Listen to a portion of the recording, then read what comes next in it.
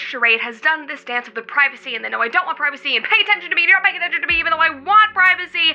They've fallen into this hypocritical trap of begging for one thing and then doing another. It's like a PR makeover made by insufferable white women that work off of vibes and color palettes. And it kind of makes me want to jump off a cliff. So Meghan Markle, to go on a podcast and say you want people to speak the truth when you yourself are a huge freaking liar and you're acting like you're this great entrepreneur.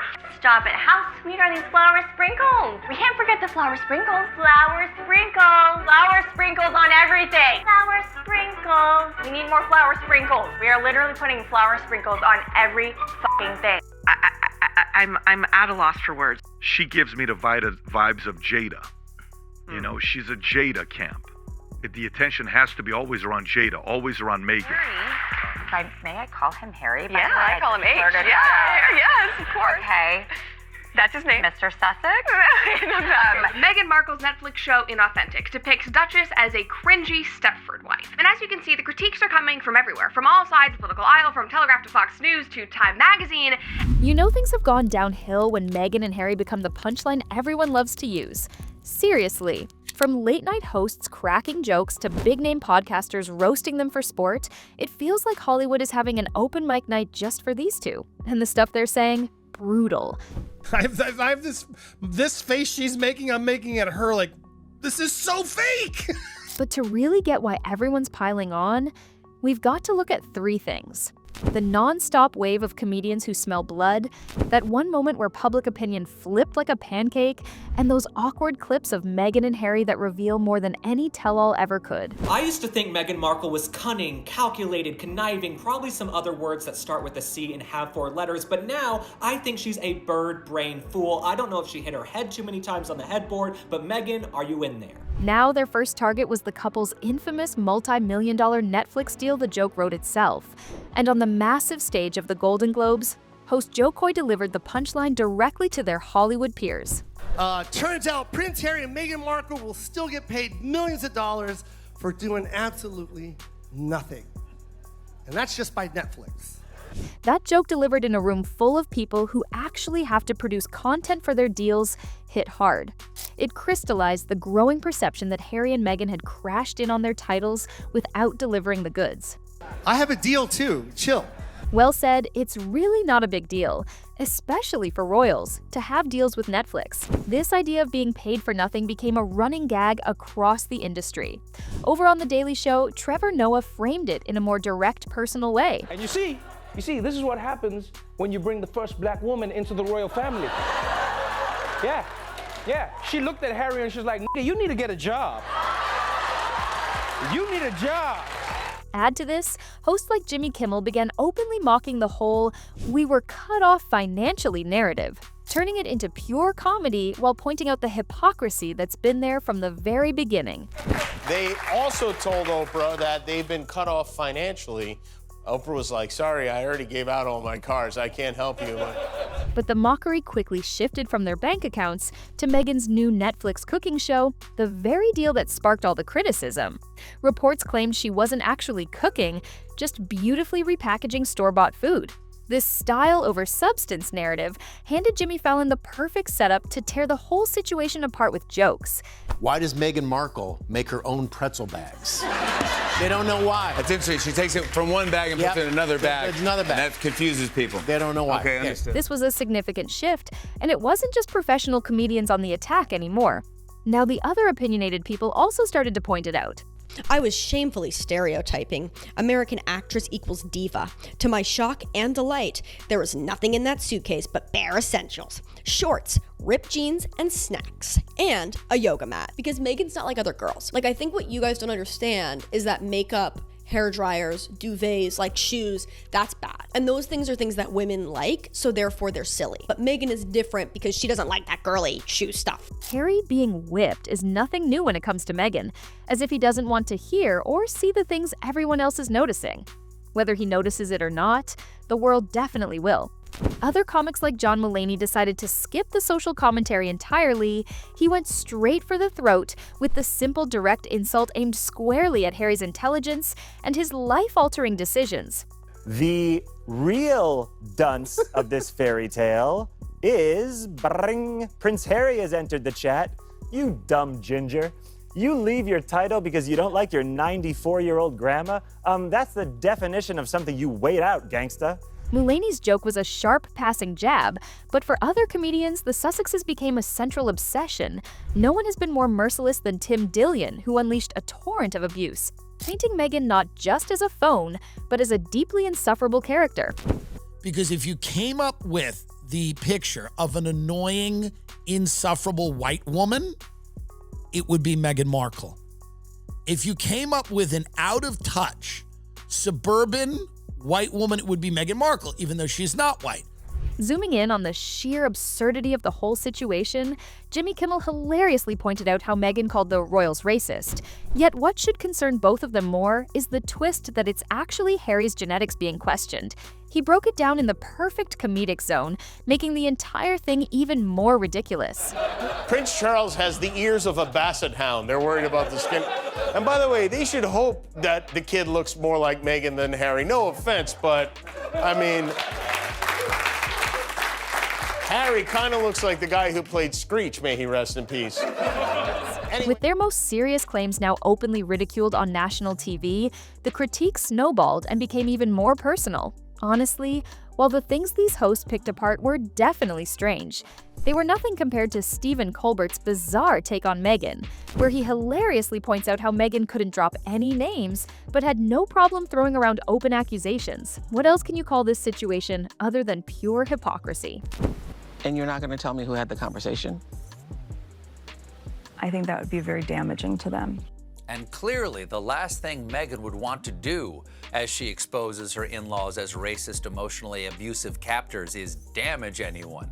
It's hilarious how Colbert calls it out, but it lines up perfectly with what Brett Cooper said as well. She mocked their whole privacy act while pointing out the obvious. Everything they do is still directly tied to the royals, even after they supposedly left them for their so-called private life. Disgruntled royals, the celebrities who just want privacy. We want privacy! We want privacy! And will literally go on tours and write books and start podcasts and do Netflix docuseries to tell you how much privacy they want and how much distance they want from the royal family, even though all of that content that they do is somehow about the royal family. And just when you think the roast couldn't get any better, James Corden swoops in with a line so sharp it cuts right through the drama. He nails the entire Meghan and Harry saga in one punchline. This is where Corden turns their serious narrative into straight-up comedy gold. And for the first 2 hours, they sat down and they talked to Oprah about their ups and downs. And then in the third hour, a desperate Harry and Meghan finally sought help from the Equalizer. Crossover. Adding to the mix, even animated shows like Family Guy have taken their shots, delivering quick, brutal drive-by punchlines that aim directly at Meghan and Harry's perceived laziness and greed.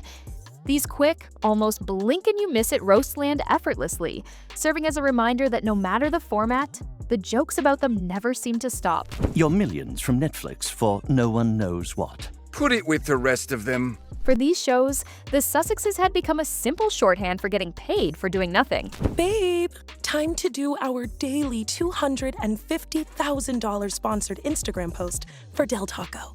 It wasn't just Netflix, it was the entire cringeworthy world of sponsored content that they imagined the couple was involved in. I shouldn't have left the made-up nonsense. As brutal as the cartoons were, they were just reflecting the source material, and the source more often than not was Prince Harry himself. Whether it's his endless interviews, his tell-all book Spare, or just the general coverage he invites, he's constantly revealing bits of his personal life, material that's now being effortlessly turned into comedian jabs. I wonder.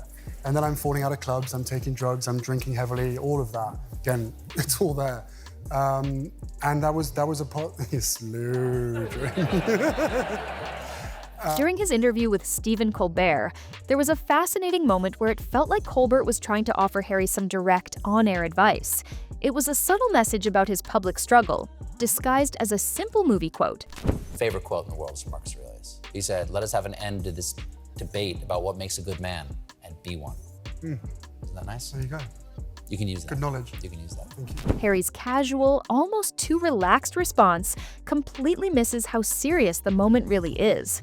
Colbert gives him this powerful quote about ending the debate by simply being a good man, but it just goes right over Harry's head. Now, Prince Harry has got a reputation for not being that smart, and so one would imagine that he could get picked apart. Harry may not be the sharpest in these moments, but Meghan being the master of victimization takes it to another level, making everyone roll their eyes.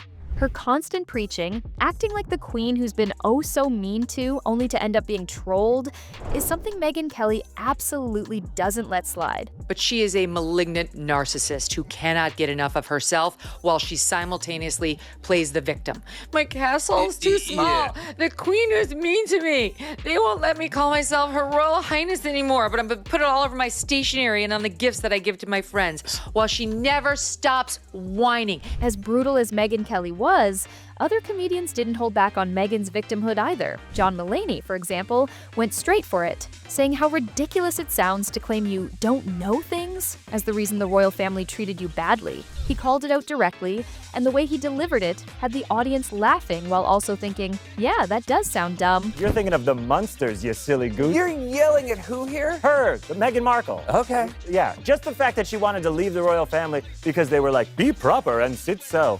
There has never been a point in my life where I did not know that the Queen of England was strict and not fun at all.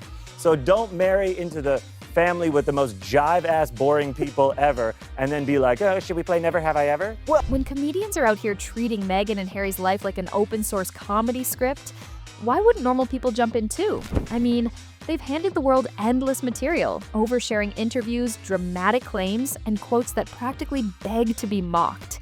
Honestly, they've turned their lives into a parody, and the world is just happily playing along. I may no longer be royal, but I'm still a pain in the ass. At this point, it feels like the floodgates have burst wide open. Everyone, and I mean everyone, is now saying whatever they want about Meghan in any way they please. Late-night hosts roast her, podcasters rip her apart, comedians take swings like it's batting practice, and even random TikTokers are joining the party. You know, people on TikTok are like, oh my God, bitch, you are racist, you are jealous, fuck you, you are a racist bitch. I'm like, I'm sorry, I'm not racist because me and Meghan Markle, we are the same people, attention-seeking whores. It takes one to know one. Well, thanks to Meghan, Harry's been dragged into the comedy ring too. Even Joe Rogan couldn't resist. His stand-up takes hilarious jabs at Harry's royal past, as if being a prince now just means being Meghan's +1 in punchlines. This is a true story. One time, I just woke up, I'm in my underwear, I plop down in front of the TV, I turn it on. The moment I turn it on, Prince Harry's talking shit about me. I'm like, I just woke up! I'm vulnerable! I'm in my underwear and there's a prince on TV. Do you know how fucking weird it is when a prince knows your name? He's like, Joe Rogan's giving out dangerous vaccine misinformation! And my first thought was, fuck, did I? I might have. Joe came in swinging, all wit, no filter, and the kind of delivery that makes you laugh and wince. And just when you thought the roast session had peaked, wait till you hear Conan joined the roast train, adding his signature dry wit to the Meghan and Harry saga with a jab that landed right where it hurts. Thank you. Oliver, you have generously offered to keep the wax figures of Harry and Meghan safe while the royal family drama gets worked out. Yeah, that's correct. And if I may, I would just like to say that I'm definitely not using the wax figures for sex stuff. Just to clear that up. And trust me, this was just the beginning of it. Where are the figures, wax figures now? They are in a loving home, Conan, and I treat them better than the museum ever did. They didn't appreciate Meghan's soft hands or Harry's supple lips. After Conan lit the match, the internet brought the bonfire. People are now becoming Meghan, full-on impressions, drama queen energy, and that signature why me face. My name is Meghan Sussex now. Call me Meghan Markle one more time, Mindy fucking Kaling. I want my home to feel welcoming. Do you feel welcome? Does my sound? Welcome to my home. Oh, it's not my home, it's a set actually, but welcome to my set. You know, it's actually so funny that you keep calling me Meghan Markle. I'm Sussex now. And that's not it. Chris Rock absolutely torched Meghan on stage, tearing apart her racism claims with jokes so sharp, you'll want to pause and rewind. Like, what's this girl, Meghan Markle? Just complaining. I was like, didn't she hit the light skin lottery? Acting all dumb like she don't know nothing. I had no idea how racist they were. It's the royal family. They're the original racists. Not just sketches, even cartoons jumped in, because Meghan's drama practically wrote itself. And animation? Well, it just made the roast louder and funnier. Listen to this. Meghan Markle to join the 11th season of The Real Housewives of Beverly Hills. Ugh, so thirsty for any kind of attention. I would die before I would be on her reality show. And Meghan's never-ending need for attention? Yeah, it's practically a comedy goldmine at this point. It's like watching someone repeatedly walk into the same glass door. At first, you feel bad, but after the 5th time, you're laughing your head off. Meghan's become the gift that keeps on giving to the comedy world, and honestly, they're making the most of it. The only thing I want spread thin is my jam, okay? As the credits roll on yet another episode of The Meghan and Harry Show, written, directed, and over-dramatized by the stars themselves, everyone's still in the audience, snorting with laughter, not tears. Because when you turn your life into a never-ending podcast pitch and call it reinvention, don't be shocked when the world grabs popcorn and hits replay. Curtains down, but we all know they'll be back with season 2. If you laughed even once, do us a favor. Hit that like button, drop a comment with your favorite roast, and subscribe for more brutal breakdowns of the drama we can't stop watching. Because let's face it, as long as Meghan keeps talking, the jokes will keep writing themselves.